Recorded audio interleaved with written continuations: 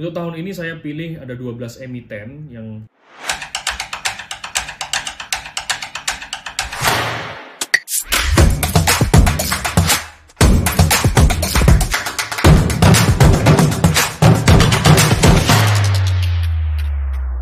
Halo, kembali lagi dengan saya Sofyan Finansial. Kali ini kita akan bahas terkait rekomendasi saham di tahun 2023 ini. Dan di video kali ini adalah final part atau bagian yang terakhir. Teman-teman bisa simak aja sampai habis. Dan pastinya nanti saya akan coba bahas apa aja alasan-alasan kenapa saya memilih stock picking tersebut gitu ya.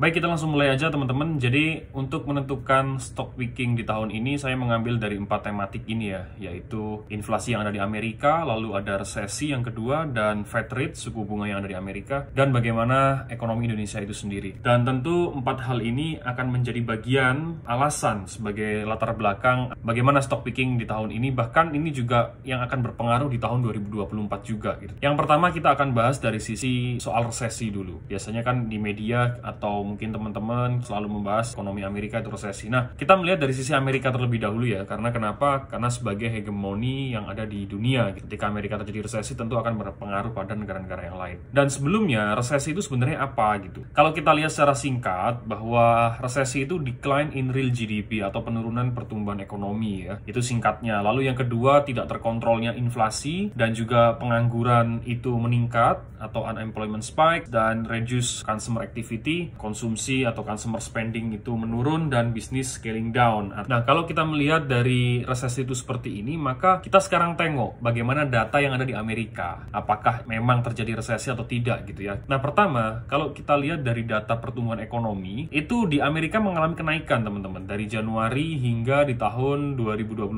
akhir. Itu satu. Lalu yang kedua, tingkat pengangguran itu sekarang di Amerika sudah mengalami penurunan yang sangat signifikan. Artinya, pasar tenaga kerja di sana itu sudah sangat baik. Lalu data yang kedua, kita melihat dari sisi consumer spending dan GDP growth, kita melihat bahwa consumer spending di sini mengalami kenaikan yang signifikan ya, dari Januari hingga tahun 2023. Dan ini bisa menandakan bahwa efek consumer spending ini akibat dari pengangguran yang sudah mengalami penurunan. Jadi tenaga kerja mulai meningkat, banyak karyawan-karyawan baru, lalu ada pekerjaan juga di sana sangat baik gitu ya. Otomatis meningkatkan daya beli atau konsumsi yang ada di Amerika. Nah, dari sini kita bisa menyimpulkan bahwa Amerika untuk saat ini ya, itu masih belum mengalami resesi, teman-teman. Jadi kalau ada yang bilang di Amerika sedang resesi, saya pikir itu masih belum ya. Dan berbeda dengan negara-negara Eropa. Kalau negara Eropa memang yes, itu sudah resesi. Tapi untuk Amerika sendiri per hari ini itu secara teori masih belum. Nah, sekarang kita langsung masuk poin yang kedua, yaitu inflasi yang ada di Amerika. Inflasi di Amerika ini sendiri, mungkin sebagian investor banyak yang menanyakan kenapa sih market kita itu seperti ini ya, dari bulan November. Bahkan ini sudah 4 bulan ini terasa sepi, lalu masih belum jelas. Sebenarnya alasannya atau story-nya juga masih sama, terkait inflasi yang ada di Amerika yang masih belum cukup turun. Padahal kenaikan suku bunga The Fed itu sudah mengalami kenaikan beberapa poin ya, tapi inflasi Amerika masih relatif lebih tinggi. Ya betul, mungkin walaupun sudah turun, tapi ini angkanya masih belum signifikan. Nah, kalau teman-teman pengen tahu kenapa sih inflasi yang ada di Amerika itu naik signifikan, itu sebenarnya karena COVID ya. Pada saat krisis COVID 2020, itu kan Amerika melakukan kebijakan cetak dolar ya, atau quantitative easing, dan angkanya memang sangat signifikan, seperti yang ada di grafik ini. Dan tentunya ketika terjadi cetak dolar dan supply dolar yang ada di pasar itu semakin meningkat gitu ya, otomatis menambah likuiditas dolar di Amerika sana, dan makanya hubungannya korelasinya adalah inflasi karena uang yang beredar semakin banyak di masyarakat. Itu inti dari inflasi kenapa masih ada sampai saat ini. Dan tentunya ini sebagai PR dari The Fed untuk bisa bagaimana menurunkan itu. Jadi itu inti dari story market sekarang ini masih belum jelas, penuh ketidakpastian. Dan memang dari The Fed sendiri itu sudah mengatakan membuat target di angka 2%, bagaimana inflasi itu diturunkan. Dan tentunya inflasi 2% dengan angka yang sekarang inflasi di Amerika 6,3, gapnya sangat jauh teman-teman. Yang jadi poin pentingnya, inflasi yang ada di Amerika 6,4 atau 6,3 itu sudah hampir mendekati dengan suku bunga The Fed itu sendiri. Suku bunga The Fed kan 4,75 ya sekarang. Jadi otomatis perlahan saya pikir ini akan semakin baik atau menurun. Tapi yang jadi masalah adalah satu poin yang ingin saya jelaskan di sini terkait inverted yield curve ya. Jadi inverted yield curve ini adalah persilangan antara obligasi yang tenor pendek dengan tenor panjang. yield-nya ya. Ini saya akan coba jelaskan secara singkat aja. Jadi kalau kita lihat obligasi dengan tenor pendek dan panjang, pastinya yield yang lebih besar kan yang obligasi jangka panjang gitu ya. Kan pastinya teman-teman kalau naruh uang lebih jangkanya panjang gitu kan pasti dapat bunga lebih gede. Yang naruhnya jangka pendek kan dapatnya lebih rendah. Nah, kalau yang sebelah kiri ini itu kan ada 5 tahun, 10 tahun dan 30 tahun. Yang 30 tahun itu yield-nya yang paling tinggi. Pada saat di tahun 2022 yang saya kotakin merah itu, yield yang jangka pendek obligasi itu bersilang teman, lebih tinggi. Jadi yieldnya lebih tinggi daripada yang tenor panjang. Itu sebuah fenomena yang dinamakan inverted yield curve. Mungkin teman-teman ada yang sudah tahu juga ya, bahwa ini merupakan sinyal sebagai tanda resesi atau krisis ekonomi dan sebagainya. Dan ini memang belum ada data yang sangat valid baik menurut jurnal ataupun akademisi. Tapi kalau kita melihat dari sebuah beberapa fenomena sejarah yang lalu, memang inverted yield curve ini sering terjadi. Awalnya seperti ini,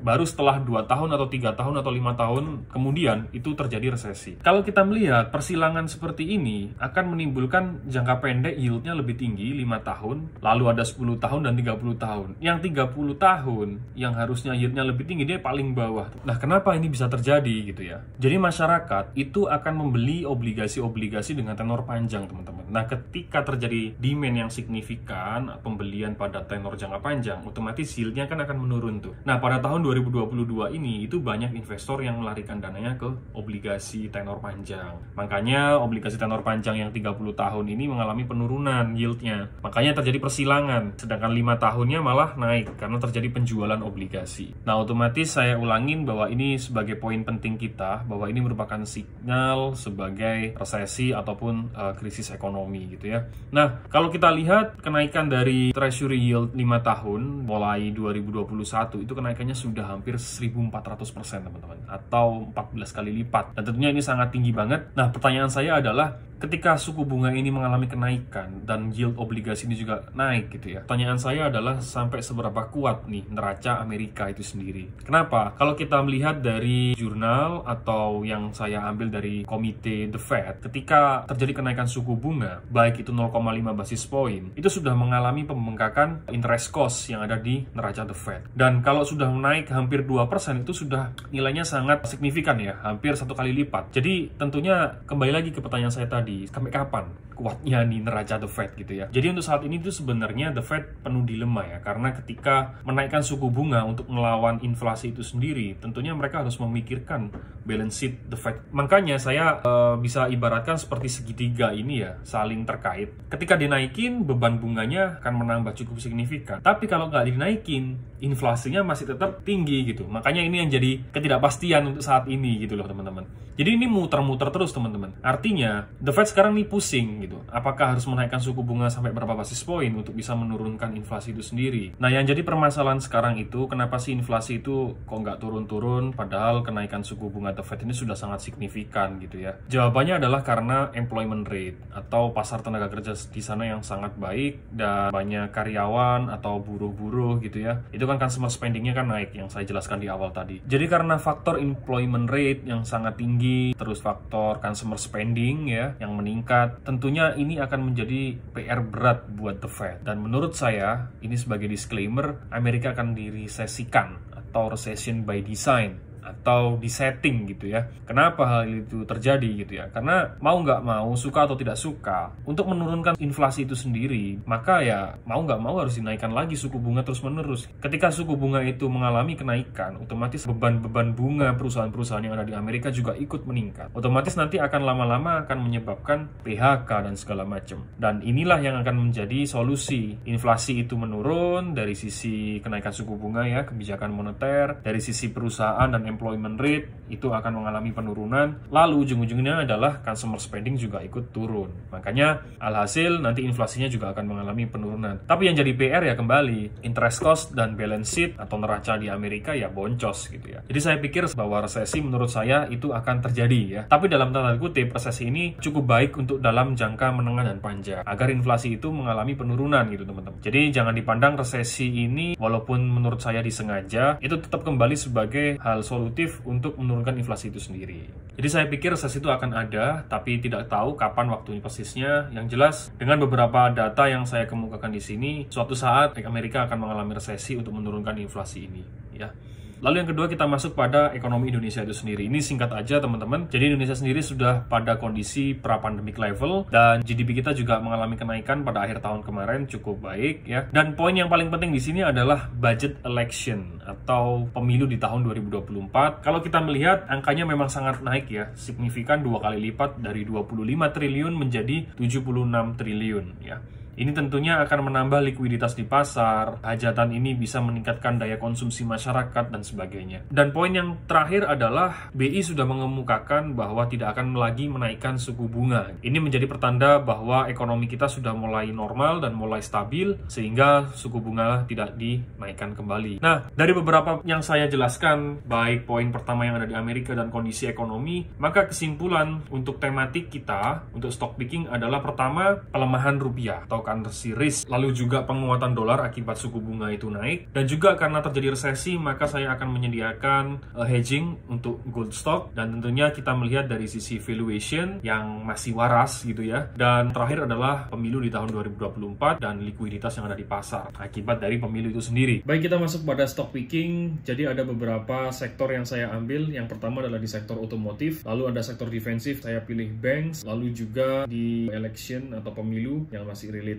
Terus ada consumer, lalu juga ada sawit, dan yang terakhir di gold stock sebagai hedging. Untuk tahun ini saya pilih ada 12 emiten yang saya alokasikan. Yang pertama adalah untuk sektor otomotif, saya pilih Astra, lalu juga IPCC ya, itu ada 2. Lalu untuk yang related sama politik atau pemilu ada di INKP dan MNCN ya, atau media. Lalu ada consumer, ada HMSP rokok, terus juga ada ICBP dan Ace Hardware itu ya. Itu ada sudah 7. Lalu untuk gold stocknya sebagai hedging adalah di Archie, dan untuk sawitnya saya pilih LSIP karena laporan keuangannya juga sangat solid. Dan untuk yang terakhir sektor banks yaitu di BRI sebagai defensive stocknya dan BTN, lalu BRIS. Dari 12 emiten ini saya akan memilih untuk chasing alfanya itu di IPCC 1, yang kedua ada di BTN, lalu ada di INKP, LSIP, BRIS, dan Ace Hardware. Jadi 6 ini sebagai chasing alpha dan 6 sisanya itu sebagai bumper-bumper stok portofolio yang cukup defensif gitu ya. Stock picking yang saya sebutkan di sini juga boleh dipakai